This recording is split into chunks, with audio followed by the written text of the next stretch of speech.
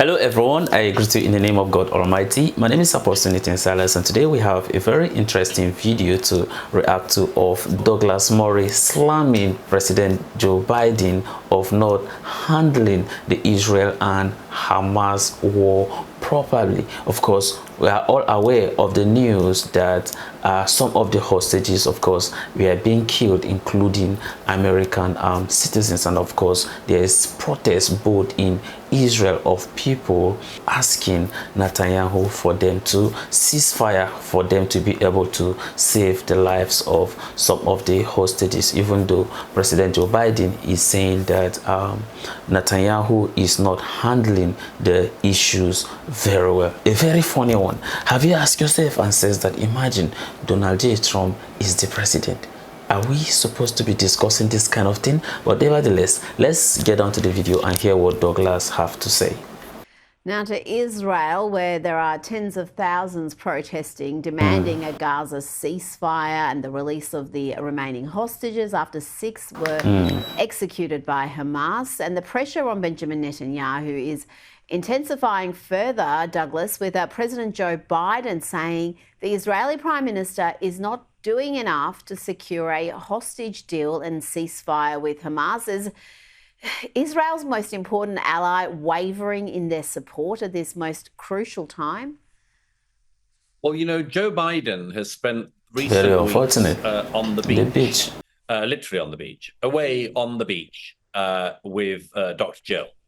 And so when he says that Prime Minister Netanyahu isn't doing enough, I'd love to know exactly what Joe Biden thinks his own work performance schedule has been like of late.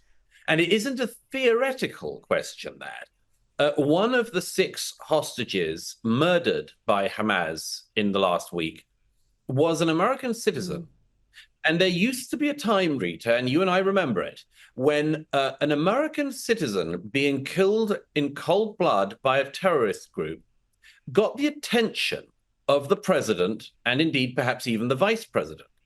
But the president is on the beach. The vice president is on the campaign trail, studiously avoiding having to answer any questions from the media or indeed say anything of any substance. And this, I think, is a little glimpse into what happens in the world when America is absent. And I think it's shameful, shameful. American politicians should have ignored the American hostages for such a long time, played political football with the Israeli hostages, and now pretend that the Israeli government is the one not doing enough.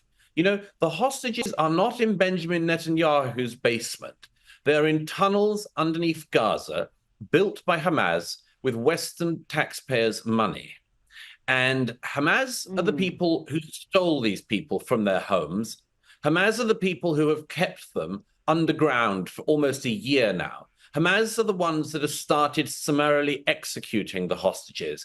And it is a sign of such pusillanimity as well as weakness that President Biden should think at that point that the person he should put pressure on is the Prime Minister of Israel. It's absolutely preposterous, a demonstration of weakness, because perhaps he knows that he has absolutely no say over Hamas. And again, there was a time when American presidents actually did have something to say about terrorist groups who murder their own citizens and the citizens of their friends and allies.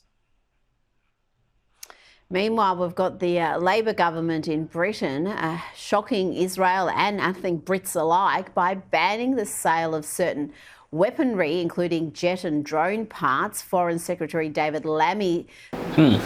That's a very interesting one, listening to Douglas Murray. But then, whatever Douglas is saying in a sense is actually true, because there has not been in a history that maybe probably an American citizen should be held hostage and then nothing will happen.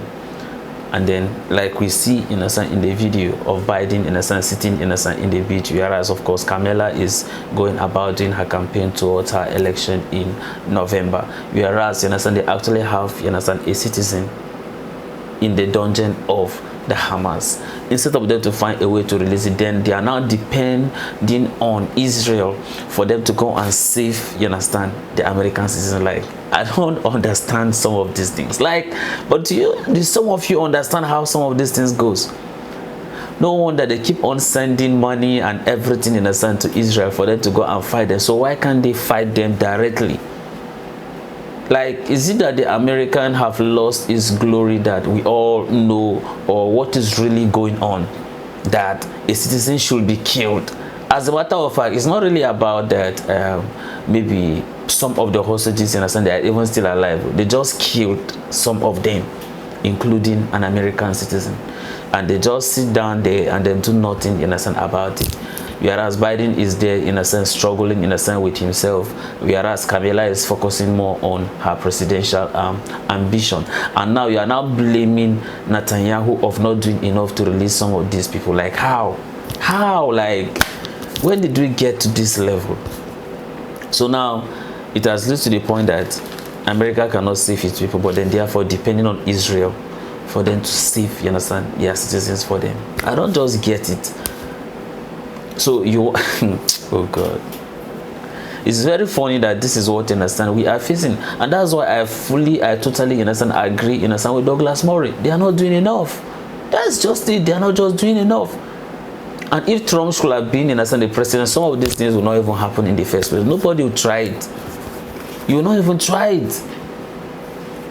I don't even think this war could have even happened in the first place. But I think this administration is making it look as if America is weak or something of that nature, and is making these people to do whatever they like. Except, you understand, they change some of these narratives. Then I don't know how all of us, you understand, are going to end up with this kind of happening, and then the situation we have find ourselves. But then let's continue, you understand, with the video. Stunned MPs with the decision set to stem from, and I quote here, pressure which Labor MPs have found in their seats as a result of pro-Gaza protests. Douglas, are Labor really allowing the mad mobs in the streets to set the nation's foreign policy? Oh, you bet. I mean, David Lammy and Keir Starmer have shown double and triple standards just in recent days alone. Last week, Keir Starmer said that Britain would back Ukraine with giving them whatever was needed. That was the quote, whatever was needed for Ukraine to prosecute its war against Russia after the illegal invasion of Ukraine. At the same time as saying that they will give Ukraine whatever they need. And by the way, Britain is not going to give Ukraine everything it needs. Britain can't give Ukraine everything it needs. But that's what he says. Meantime, he's not even willing to sell the Israelis the things that they need to prosecute their war against Hamas. And that is for one reason alone. There is no sort of pro-Russian basis in the Labour Party that just would love it's to like a defend double Russia. standard. But there is it's just like a double standard within the Labour Party now, sadly, of people who think that you should just allow Hamas to win, allow the Palestinian extremists to win, and for Israel to lose in this conflict. And, you know, what David Lammy has done is not just unbelievably treacherous to an ally, as the Speaker of the Knesset in Israel said a couple of days ago, citing Churchill's famous criticism of Chamberlain. Britain had a choice between war and dishonor, and it chose dishonor this week. But you know, this arms sale change, this partial boycott by the British, will have no meaningful impact on the war, but it will have a meaningful impact on Britain. Britain relies very considerably in much of its arms and security apparatus on Israeli intelligence and Israeli technology. I wonder, and I hope that they don't, but I wonder if the Israelis would like to play this game back at David Lammy. He will see in the coming days that his cowardly little move, appeasing this nasty little bigoted rump within his party, will please absolutely nobody. Because you know what, Rita? The Hamas wing of the Labour Party are not going to be content with a little bit of boycott of Israel. They want a total boycott of Israel because they want the destruction of Israel. Well, David Lammy will, again, to quote a famous line about appeasement, be feeding the crocodile in the hope that it'll eat him last. But it won't. Beautifully said, and yeah, Churchill had it right all those years ago, and the decision is certainly causing a diplomatic row with Benjamin Netanyahu. He's called it shameful and said it's going to embolden Hamas, and I think you're right. I think it is going to put at risk that relationship where Israel provides so much support and intelligence about attacks that may be being planned on UK soil. So it just seems to be a bonkers move any way you look at it.